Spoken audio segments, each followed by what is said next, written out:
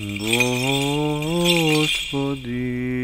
Исусе Христе, Сине Божий, помилуй меня грешного. Амин. Возлюбени во Христа Бога, братья и сестры, сакам от дното на моята душа да ви го честитам торжеството за празникот на победата на светото православие над иконоборството. Оваа победа на теоретски план беше извојувана веќе во 8 век на 7 Васеленски собор, со кој што председаваше светата царица Ирина и на кој што учествува најголемите богословски умови на тоа време. Победата беше мокна, силна. Иконодулите, оние кои што ги почитуваат светите икони, застана заправо за уметноста како еден од јазиците со кој што човекот слови. Многу посилно од што одекнува зборот што со устата го кажува. И уметноста на поезијата и музиката, кој што се пак заедно скалило над јазикот на сликарство. Сите вкупје собрани јазици му се дадени на човекот за со нив да се сложи и да го изрази своето доживување, еден заборавен поим во современата психологија и психијатрија. Доживување, своето внатрешно доживување. Доживувањето и животот на внатрешниот човек, човекот на срцето, кој што е несведлив на хоризонталата од овој свет. Заправо, хоризонталата на овој свет е за толку поекстензивна, поширока, за колку што вертикалата, односно богоцентричната димензија од постојањето на човекот е подлабоко вкопана во хоризонталата. Така всушност и го добиваме крстот. Светот и небото вкрстени. И во точката на нивното вкрстување вечно распнатиот човек, кој што постојано покажува глад и жед по вечноста, односно по Бога.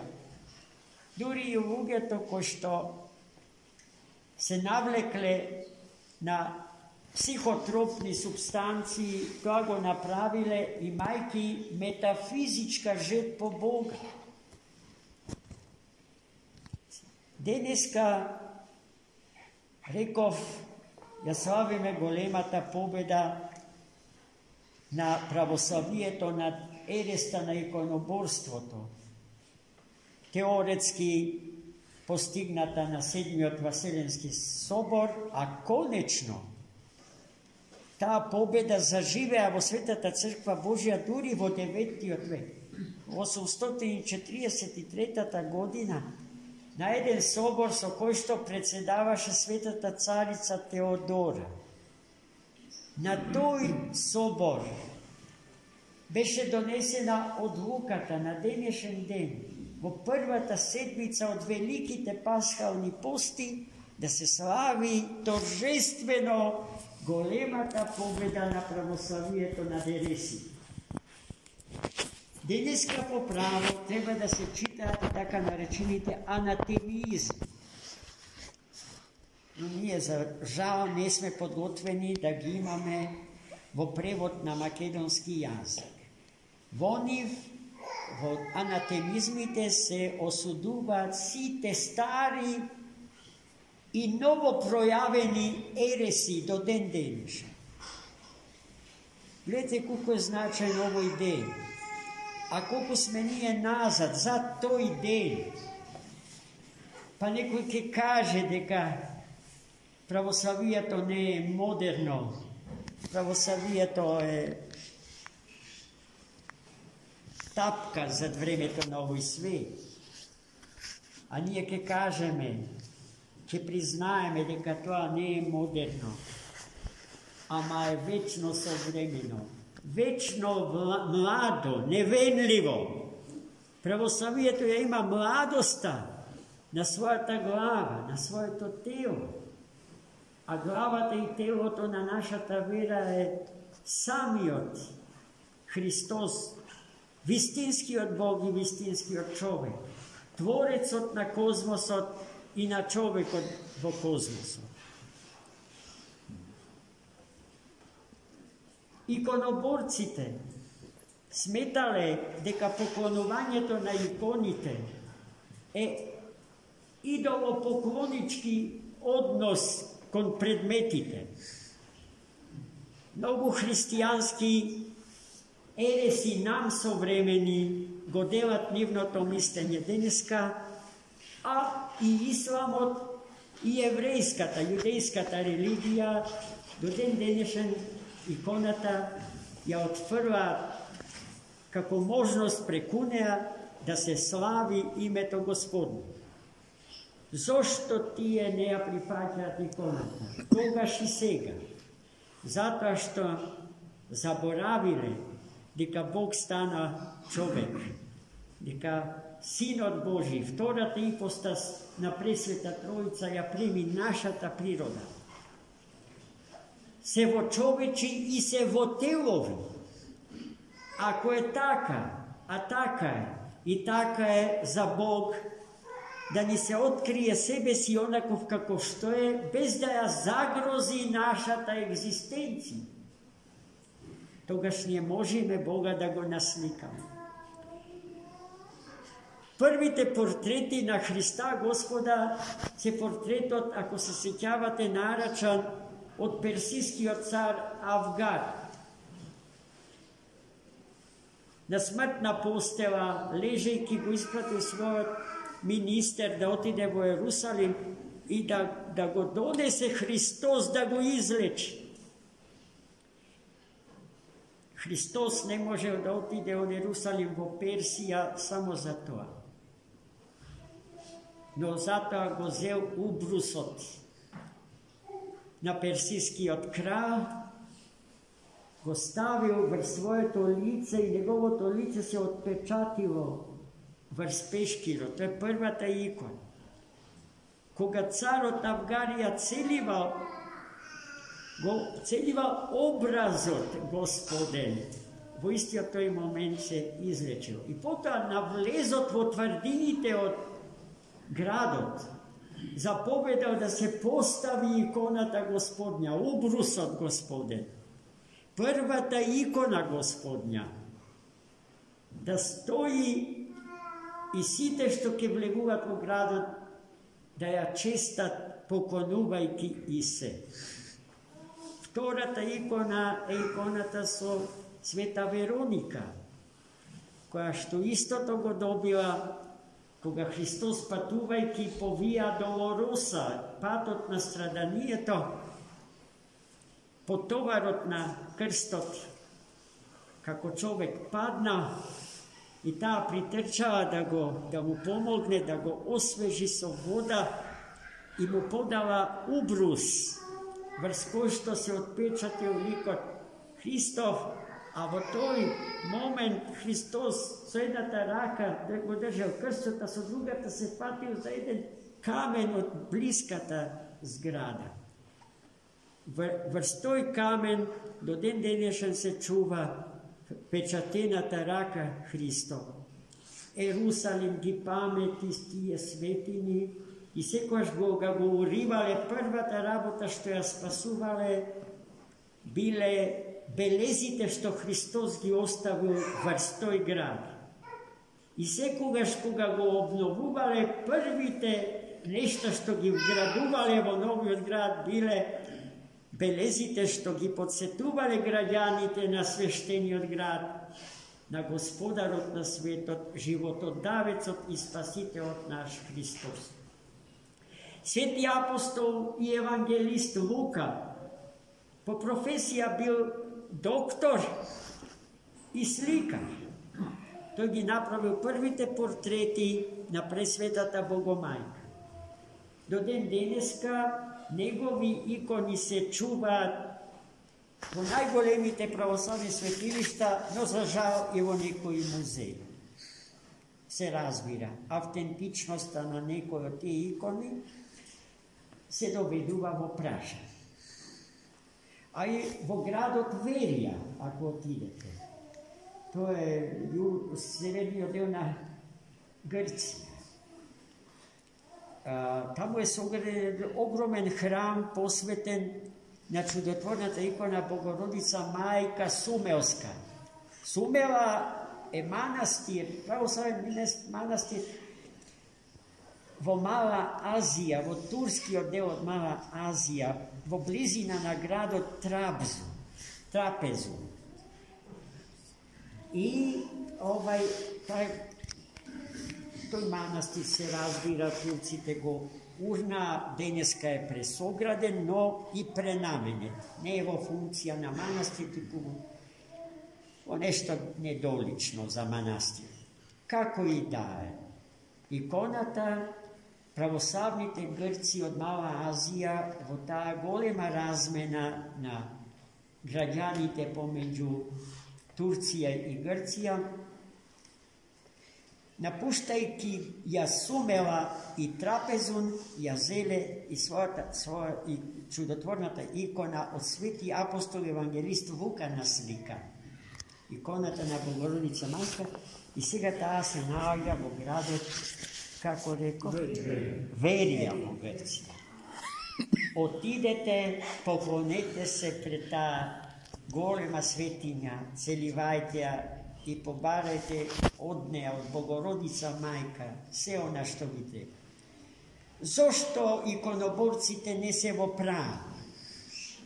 Па затоа што кога ќе отидеме во Трапезу, во Верија, ние нема да го се поклониме на дрвото, на боите, на цртежите, туку ќе се поклониме на Богородица Мајка, на нејзиниот свет лик изобразен со цртеж и боја врз штицата. Затоа ние иконата не ја обоготворуваме, иконата не ја обожуваме, браќи и сестри, иконата ја почитуваме. Во теологијата, односно иконологијата, постојат два значајни поими. Едниот поим се однесува на обоготворувањето, и тој поим се применува само во односот на човекот кон Бога.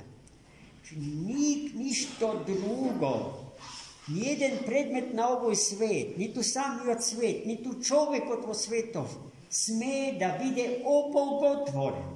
На кој било начин, тоа му припаѓа и му прилега само на Бога. Зборот латрија значи обожување. И ние само Бога го обожуваме. А тој пак нас може да не обожи со неговите несоздадени божествени енергии и сили. Тоа е она што го велиме, човекот што живее прославувајќи го Бога со целиот свој живот, бива од Бога прославен. Значи, латрија е поим што се однесува само на Бога. За иконата се употребува фразата «Тимити проскинисис». Како ќе го преведиме «Тимити проскинисис»? Набожен, побожен поклон. А што е тоа ако не почитување на иконата, но не и обожување? Ако светот на уметноста зависеше од односот на исламот и јудаизмот спрема иконата, ние денеска немаше да имаме уметност. Таа ќе се сведеше на калиграфија, орнаментика и некоја декоративна уметност, каква што може да се купи во сабота на пазар во Струм. И ништо повеќе од тоа. Денеска, ако е така како што реков, а така е празник, православна недела е празник на уметноста и уметниците треба да не частат денеска, треба да частат кафе, што им дал Господ. Тоа е нивни празник. Празник на сите празници за православните, ама и за сите други уметници. Се разбира дека темите за кои што во ова кратка беседа зборувам заслужуваат огромно внимание, огромна задршка. Огромно. Многу браќи и сестри наши не знаат правилно да и пристапат на иконата. Па забележуваме, особено браќата и сестрите кои што ни доаѓаат од Бугарија. Имаат сосема погрешен, да не ме разберите погрешно. Не ова критика на еден народ, туку на еден однос кон иконата. Под влијание на хиндуизмот, метастазиран во сите пори од нашето општество, тие и приоѓат на иконата и ги ставаат своите дланки врз иконата за да исисаат енергија од неја. А тоа е погрешен еден став, велики рековме, иконата сама по себе не прави чуда, туку оној што е врз иконата наслика. Во таа смисла нема нечудотворна икона. Таква икона не постои ако е канонски насликана. Само неканонските икони не чудотворат, бидејќи не се икони. А како треба да и пристапиме на иконата? Така што ќе направиме два поклони пред иконата, еднаш, па уште еднаш, па ќе ја целиваме иконата, ама не во образот, туку и во рака. Ако е целиот портрет на светителот изобразен во нога, него најпериферните делови од телото на светителот, за да покажеме пред се скромност, а и да го определиме нашиот однос визави светата личност. А да се спасиме и од некои несакани искушени. Зашто оној лошиот наш советник што рогови има на главата, уфарва секакви помисли и мисли во нашиот ум. Треба да се биде внимателен. Секој православен дом, за да биде тоа, мора да има икона и кандила. Мора. Не затоа што ако го нема ќе биде санкциониран, а на темис, затоа што не може без иконата и без кандила. Еве, они што ја немаат иконата и кандила, нека проверат. Нека запалат икона, нека постават кандило, нека постават икона. И ќе сватат дека нивниот дом од тој ден натака си добива душа своја. Станува жив. Како што телото на човекот е живо додека е душата човечка во телото. Така кандилцето ќе зрачи со духовна светлина. Светлината што од Бога ни доаѓа и представува суштина на физичката светлина. Најмили мои, простете ме, јас многу ве задржав, се трудам некои есенцијални информации за иконата да ви ги дадам. Свесен сум за тоа дека премалку кажав. Знам дека сето тоа што е кажано треба да биде многу поопстојно и систематски изложено.